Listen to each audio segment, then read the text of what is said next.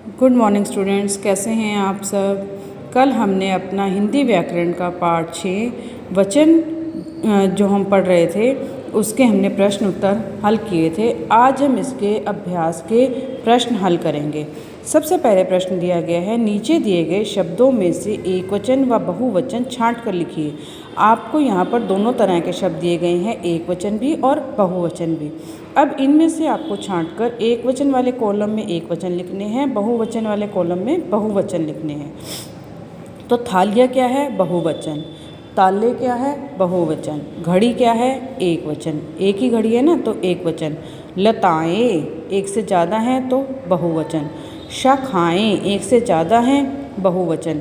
तितली एक ही तितली है इसलिए एकवचन। कविता एक ही कविता है इसलिए एकवचन। बकरी एक ही बकरी है इसलिए एकवचन वाले कॉलम में।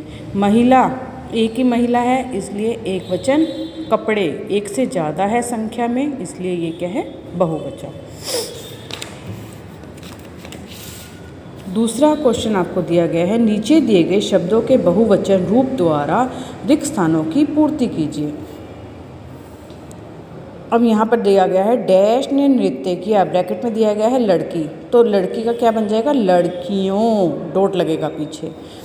राधे की डैश का स्वभाव बहुत अच्छा है, यहाँ क्या लिखा है? बहन, तो यहाँ क्या आ जाएगा? बहनों का स्वभाव बहुत अच्छा है। डैश क्रिकेट खेल रहे हैं, ब्रैकेट में दिया गया है बच्चा, बच्चे का बहुवचन क्या हो जाएगा? बच्चे क्रिकेट खेल रहे हैं। पेड़ पर डैश खिलते हैं, यहाँ क्या दिखा हुआ है? फूल, तो फूल का फूल ही रहता है, पेड़ पर फूल खिलते हैं। दिए गए शब्दों के बहुवचन रूप लिखिए। ये एक वचन आपको दिए गए हैं, यहाँ पर आपने बहुवचन लिखने हैं। कन्या कन्याएं, मिठाई मिठाइयाँ, गाय गायें, दिशा दिशाएं, घोड़ा घोड़े, नदी नदियाँ, माता माताएं, बहू बहुएं।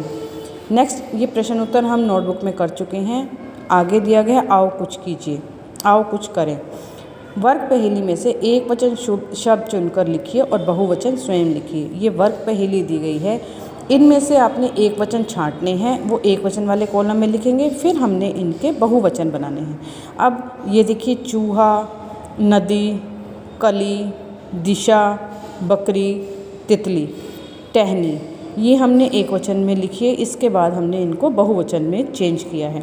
चूहा चूहे, तितली तितलियाँ, बकरी बकरियाँ, दिशा दिशाएं, नदी नदियाँ, कली कलियाँ, टहनी टहनी।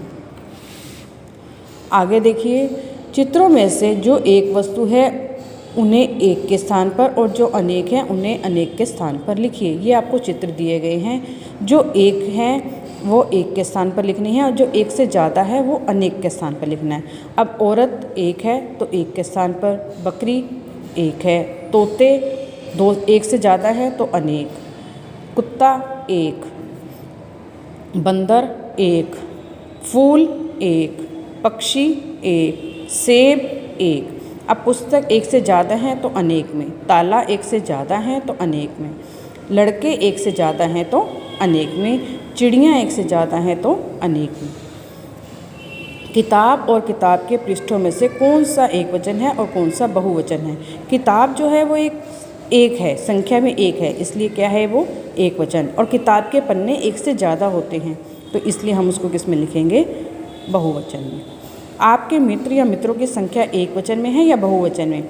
अगर आपका मित्र एक ही है तो आप उसे लिखेंगे एक वचन, अगर आपके मित्र एक से ज़्यादा है तो आप लिखेंगे बहुवचन। अब मेरे मित्र एक से ज़्यादा हैं इसलिए मैंने यहाँ पर बहुवचन लिखा।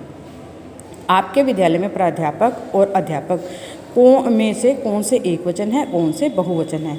अब आपके जो प्रधानाचार्य जी हैं वो तो एक ही हैं इसलिए उन्हें किस में लिखेंगे हम? प्रधानाचार्य अध्यापक को एक वचन में। और आपके जो अध्यापक हैं यानी आपके टीचर्स हैं वो एक से ज़्यादा हैं इसलिए हम उसको किस में लिखेंगे? बहुवचन में।